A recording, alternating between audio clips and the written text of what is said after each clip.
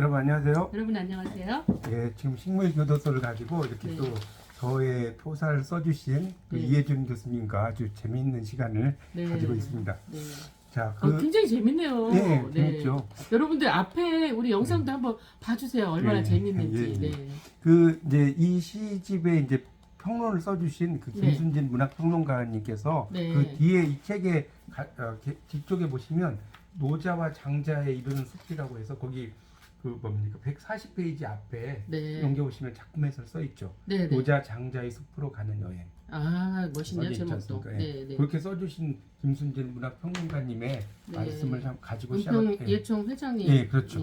예, 네. 그걸 가지고 한번 시작을 해보겠습니다. 네네네. 김순진 문학평론가는 작품 해설에서 장우상 시인의 숲은 노자와 장자의 숲이었다.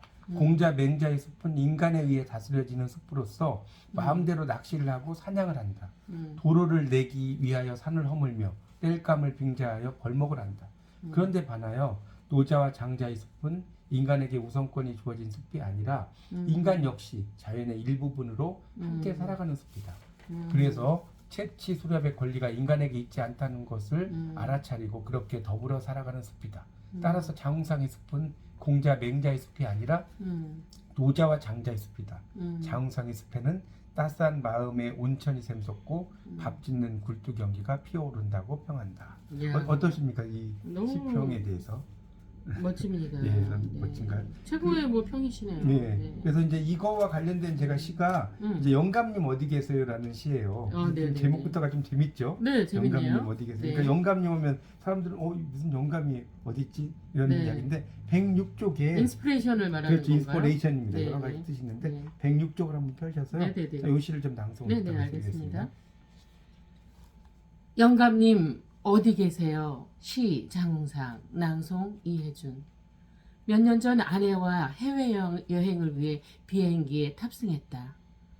비행기는 탈주로를 돌다가 점점 속도를 높인다. 마침내 바람을 타고 태양을 향해 난다.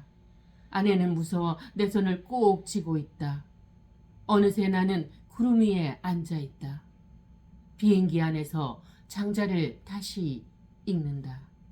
북녘 바다에 곤이라는 물고기가 붕새로 변해 바람을 타고 날개를 한번 치면 9만리 장천에 오른다.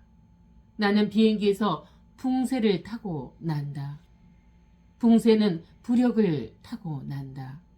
부력은 상상력을 타고 난다. 상상력은 영감을 타고 난다. 내겐 왜 영감이 오지 않는 걸까? 영감님 도대체 어디 계세요? 네, 네. 재밌죠. 그러니까 네. 이 영감이라는 게 이제 우리 되게 뜻이 많잖아요. 할아버지 영감, 뭐 남편을 불렀을 때 영감도 되고 할아버지 영감도 되고, 그렇죠.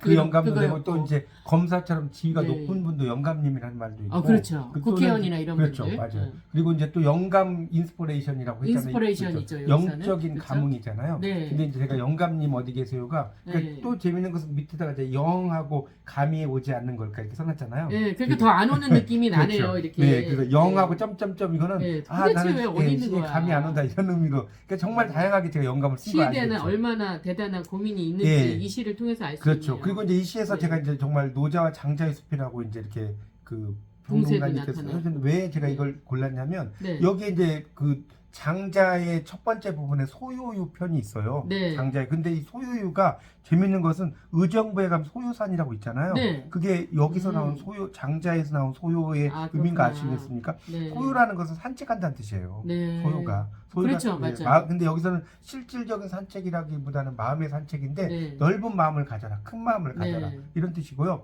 이 곤이라는 물고기가 새로 변한다. 실질적으로는 말이 안 되는 거잖아요. 그리고 그렇죠. 한 번 날개를 사는 곳도 완전 달라요. 네, 한번 그렇죠? 날개를 치면 네. 9만리 장천에 오른다는 것도 야. 말이 안 되는 건데 그렇죠. 그만큼 이제 스케일이 커라. 상승. 그러니까 스케일 큰 뭐. 지혜를 갖는 걸 가리켜요. 그러니까 이걸 보고 참새들이 그런 거예요. 우리는 조금만 날면 느릅나무에 올라가는데 쟤는 왜 저렇게 복잡하게 힘들게 날아가지? 이게 뭐냐면 이 작은 그 참새들은 소지, 작은 지혜를 가리키는 거고요. 이 곤이라는 물고기가 붕소로 변하는 것은 대지, 큰 지혜를 가리키는 겁니다. 그리고 아. 그 지혜를 받을 때는 나의 노력도 있지만 바람의 영향으로 날아가는 거잖아요. 그렇죠. 그게 이제 어떤 기회를 의미하기도 합니다. 네. 그리고 이제 이 시에서 또 제가 재밌게 쓴 부분은 비행기에서 붕새를 타고 붕새는 부력을 타고 날고 부력은 상상력을 타고 날고 상상력은 영감을 점층법이네? 타고 그렇죠. 뭐 점층법일 수도 있고 근데 여기서는 점층법이라기보다는 연쇄법이라고 해요. 연쇄법. 왜냐면 점층법은 점점점 많아져야 되는데 그렇죠. 그건 아니기 때문에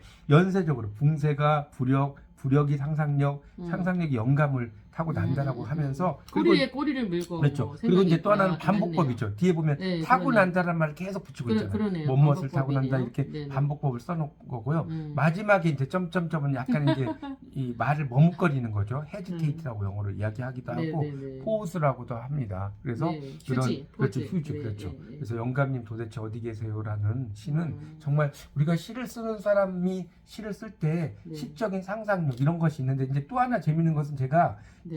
이 영감님 어디 계세요라는 시도 있지만 네. 시어를 낚다라는 그 시가 네. 있어요. 시어를 네. 저도 이제 찾아봐야 물고기를 되는데 낚는 게 아니라 시어를 낚다. 예, 그렇죠. 시에 대한 고민이 네, 그렇죠. 시를 나타나는. 이제 뭐 이렇게 찾다 보니까 시어가 네. 이렇게 바로바로 나와 있진 않잖아요. 네. 그래서 시어를 낚다라는 시를 제가 이 그 시 속에 썼는데 몇 쪽이죠? 아니 잠깐만 저도 찾아봐야 되는데 네. 시어를 낚다. 그러니까 거기서는 뭐냐면 내가 그 시를 계속해서 어떤 시를 찾아야 될지를 찾다가 결국 네. 이제 시어를 낚는 음. 그런 내용이 있는데 잠깐만요. 아 저도 막 찾기가 이게 힘드네. 모두 몇 편이시죠? 이 시가요 한 80한 6편 정도의 아, 시가 그러셨구나. 여기에 이제 실려 있어요. 그런데 네.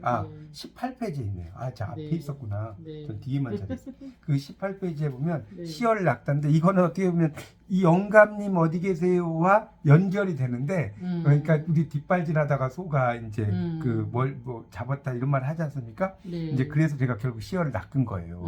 자, 요 시도 한번 읽어주시고 제가 네. 좀 설명을 드릴게요. 시어를 낚다. 시 장웅상 낭송 이혜준. 지인에게 한 쌍의 낚시 인형을 선물 받았다. 서재 책상 위에 인형들을 앉히고 낚싯대를 보다가 스르르 잠이 들었다. 사해 한 가운데서 던진 낚싯대에 치어 한 마리가 잡혔다. 나는 개걸음으로 끌어올렸다. 그만 미끼를 빼고 사라져버린 그 물고기. 나는 실망하지 않았다. 다시 한번 마음의 옷깃을 다려 낚싯대를 힘껏 던졌다. 그 순간 흔들바위를 들어올리는 듯한 묵직함. 대어가 황금빛 선율을 연주하며 뇌망 속에 들어왔다. 사해에서 다시 낚싯대를 던진다. 낚싯대가 석양의 노을 속에 달빛을 당긴다. 잘 읽으셨습니다.